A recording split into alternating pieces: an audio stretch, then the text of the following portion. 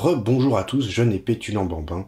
Je reviens vous dire que je suis un terrible menteur puisque dans la dernière vidéo, je prétendais avoir traduit le premier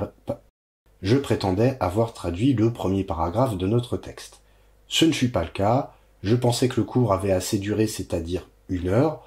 Enfin, en réalité, il restait 20 bonnes minutes, donc aujourd'hui, je fais cette petite vidéo pour terminer le premier paragraphe de notre texte sur l'olivier sacré. Donc on va commencer ici, à Diagartus toiutus, et on finit à Hemartekosin. Alors, je reprends tout ça avec une juxtalinéaire grec-français que je vous lis, et ensuite je vous indiquerai sur quoi on travaillera précisément. Gare. En effet, Diatus toiutus, c'est à cause de tels individus que hoi kindunoi koinoi gignontai, hoi kindunoi, les risques gignontai deviennent koinoi communs. On pourrait dire les risques se généralisent. Kai tois adikusi, et pour ceux qui ne sont injustes, médènes en rien. Kai tois hemartekosin, et pour ceux qui commettent des fautes, polla, en grand nombre. Je précise tout de suite que, dans la traduction française, vous avez cette tournure. C'est que. C'est ce qu'on appelle un présentatif. Le que va avec le c'est. En grec, pour mettre un groupe de mots en valeur, on le mettra simplement en tête de phrase. En français, en plus de ce placement, il faut que je mette un présentatif. Tout ça pour vous dire que le que qui est ici ne reflète pas une subordination qu'on aurait dans le grec. Ce n'est pas le cas. C'est le présentatif en français qui se construit comme ça. Ce qu'on va faire là, c'est qu'on va s'intéresser précisément à toiutus, que je traduis littéralement par tel. On va s'intéresser aussi à médène et polla. Donc on aura 2 points de grammaire importants. Je reprends ma traduction. Diagartus toiutus. Dia, c'est une préposition qui régit un groupe nominal à l'accusatif et qui exprime le complément circonstanciel de cause. Donc je vais le traduire par à cause de. C'est pas très compliqué. Juste après, on a gare. Alors gare, c'est une particule, et j'insiste là-dessus. On a différentes manières de traduire gare. On peut traduire gare par car, en effet, ou bien on peut simplement mettre des parenthèses, ou mettre 2 points juste avant, et ne pas traduire gare par un mot, mais par de la ponctuation. Je m'explique. Gare, c'est une particule qui, en fait, apporte un éclaircissement. Soit cet éclaircissement, c'est une raison qui est complètement expliquée par rapport à ce qui a été dit avant, et là, je vais carrément mettre une conjonction de coordination car, soit c'est simplement un élément qui va être apporté, qui est éclairant lui aussi, mais un simple élément tout de même. Donc là, je peux mettre une parenthèse pour dire que gare apporte une petite remarque. Bon, là, on va traduire gare par car. Donc je reprends. Gare, car, dia, c'est à cause de tous toiutus, de tels hommes. Toiutus, c'est un adjectif démonstratif. Alors, je vais un petit peu reprendre ce que vous avez vu dans la grammaire avant de passer à toiutos. En grec ancien, si j'écris ho anthropos, ça signifie l'homme. Ho, c'est l'article, il est devant le nom anthropos. Maintenant, si je veux dire cet homme, qu'est-ce que je vais faire? Je vais rajouter un démonstratif, houtos, mais je ne vais pas enlever l'article. Je vais dire houtos, ho, anthropos, littéralement, le homme. Donc houtos au féminin ça fait hote, et au neutre ça fait touto. Bon, c'était un petit rappel sur houtos. Ce que je veux vous dire et ce qu'il faut retenir surtout, c'est que sur houtos, on a formé d'autres pronoms adjectifs, dont toiutos, toiote, toiuto, et qu'on traduit par tel. C'est pour ça que j'ai dit de tels hommes. D'accord? Toiutos, en général, est écrit en corrélation, enfin il forme un couple en fait avec hoios, hoia, hoion, qui est équivalent au latin tadis qualis, ou au français tel que. et ce qui permet d'introduire la conséquence. Alors vous voyez que dans le texte, la construction n'est pas tout à fait la même. J'ai un article à l'accusatif pluriel parce que dia régit un accusatif, et puis juste après j'ai ce toioutos lui aussi à l'accusatif pluriel. Littéralement, ça nous donne à cause de tous toioutos les tels. En fait, il faut comprendre que anthropos est sous-entendu. Il faut lire ce groupe prépositionnel comme ce que j'ai écrit en bas, dia tous toioutos anthropous. C'est à cause de tels hommes. On passe à la suite. Dia gertus toioutos, car c'est à cause de tels hommes que hoi kindunoi, les risques, gignontai, deviennent koinoi communs.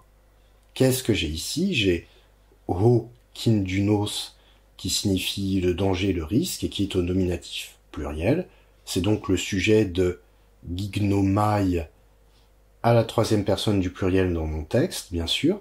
Alors gignomai, on a dit que ça pouvait vouloir dire devenir, ou bien naître. Ici, cette fois-ci, ça a le sens de devenir. Donc littéralement, hoi kindunoi, les risques, gignontai, deviennent koinoi, commun, public. C'est l'adjectif koinos, koiné, koinon. Je fais une petite remarque sur la position de l'adjectif. Vous voyez qu'il n'est pas enclavé entre l'article et le nom. S'il avait été enclavé, j'aurais traduit par le danger public, puis ensuite le verbe. Ici, c'est pas le cas. On a hoi kindunoi, le danger. J'ai un article qui n'est pas enclavé, il est donc attribut du sujet, et je m'attends à voir un verbe d'état quelque part. C'est ce qui se passe ici. Hoi kindunoi, les dangers, gignontai, deviennent koinoi, commun. Les dangers se généralisent. Donc là, ce que l'auteur nous dit, c'est que les dangers sont en train de se généraliser, et par danger, il entend le fait de se faire accuser à tout moment par les fameux sycophantes. Alors pour qui exactement est-ce que les dangers se généralisent? Eh bien, c'est tout naturellement un datif qui va nous donner la réponse. Kai tois adikusi meden, kai tois hemartekosin, polla. Vous remarquez qu'ici, on a un parallélisme qui est absolument parfait. C'est la fameuse clarté et l'efficacité du style attique. Comment est-ce que je vais me dépatouiller avec ces deux éléments qui sont peut-être des propositions, peut-être pas, probablement pas en fait? À chaque fois, vous avez une structure analogue, kai, tois, un article, là j'ai quelque chose, meden polla, on va revenir dessus, et puis à la fin, adikusi, hemartekosin, ce sont des participes. Et on l'a déjà vu, ces participes sont substantivés, ils sont traités comme des noms, ce qui m'est indiqué par la présence d'un article flanqué juste avant. Et donc, entre article et participe, j'ai meden ou bien j'ai polla qui sont inclus au milieu. Alors, adikusi, qu'est-ce que c'est? C'est le verbe adikeo avec un a privatif. Vous reconnaissez le radical de he dike, la justice, et donc le verbe adikeo en epsilon contract, ça veut dire être injuste. Ici, mon verbe est au participe présent. Adikone, au nominatif, adikuntos. Je vous ai mis les formes ici avant la contraction, juste à côté. Donc très bien. Donc littéralement, ho adikone, c'est celui étant injuste, ou plutôt celui qui est injuste. Là, on l'a au datif, tois adikusi au pluriel. Donc j'aurai kai tois adikusi, et pour ceux qui sont injustes. Sauf qu'entre les deux, qu'est-ce que j'ai? J'ai ce meden. Et là, vous allez voir que j'ai deux solutions pour comprendre ce meden, même si les deux traductions se rejoignent. Meden, dans mon dictionnaire, je le trouve à l'article medeis, medemia, meden, ce qui veut dire littéralement pas un. Alors, si vous connaissez vos nombres, vous avez peut-être reconnu heis, mia, hen, c'est le chiffre 1, littéralement, avec une négation juste avant. Donc je vais avoir pas un, nul, aucun, en rien, on a plusieurs traductions possibles. Et là, j'ai deux manières de penser la chose. La première manière, la plus simple, c'est que je vois ici ce qu'on appelle un accusatif adverbial. Qu'est-ce que c'est qu'un accusatif adverbial? Ça va être un nom, un adjectif, un pronom, qui vont se retrouver à l'accusatif, d'accord? Et qui vont être traités comme un adverbe dans le texte. Donc là, j'aurais par exemple kaitois adikusi et ceux qui ont été injustes m'aident nullement, d'accord? En rien. Et ceux qui ont été en rien injustes, ceux qui ont été nullement injustes. Ça marche, ce type de traduction. On peut aussi le penser différemment, ce médine. On peut le penser comme un accusatif d'objet interne. Qu'est-ce que c'est que cette histoire? Voilà l'exemple qui vous est donné dans la grammaire. Nosei noson agrian. Nosei, il est malade, noson, d'une maladie, agrian, grave. Donc nosei, ça veut dire être malade, et noson, c'est la maladie. Noson, ici, est complément du verbe nosei. Quand ce complément a le même radical et le même sens que le verbe, on parle d'accusatif d'objet interne. Si ma phrase s'était arrêtée à nosei noson, il est malade d'une maladie, je n'apprendrais strictement rien. Alors quel est l'intérêt de rajouter ça? L'intérêt, c'est que sur ce noson, je vais pouvoir flanquer un adjectif pour dire si la maladie est de telle ou telle sorte, si elle est de telle ou telle gravité. Autrement dit, je vais rajouter de la qualité, si vous préférez. Donc ici, il s'agit noson agrian d'une maladie grave. En français, je vais le traduire différemment. Je vais dire qu'il souffre d'une grave maladie. Ce qui est intéressant, c'est que ici, l'accusatif d'objet interne est particulièrement clair parce que c'est un nom qui a le même radical que le verbe. Ce n'est pas toujours le cas. On peut avoir d'autres éléments. On peut avoir des éléments pronominaux. On va avoir ici nosei me den, littéralement qu'il faudra comprendre par il est malade, m'eden, de pas une maladie. Il est malade d'aucune maladie. Donc finalement, les traductions se ressemblent beaucoup qu'on opte pour l'accusatif d'objet interne ou l'accusatif adverbial.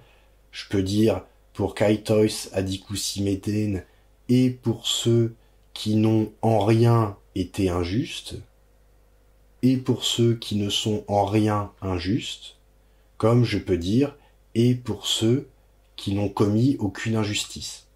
Les deux marchent. On passe à la suite, la construction est sensiblement la même, c'est-à-dire que je vais avoir mon participe hemartekosin, qui cette fois-ci est un participe parfait. D'accord? Le verbe c'est hamartanu, il signifie littéralement manquer sa cible. Il est employé en ce sens-là.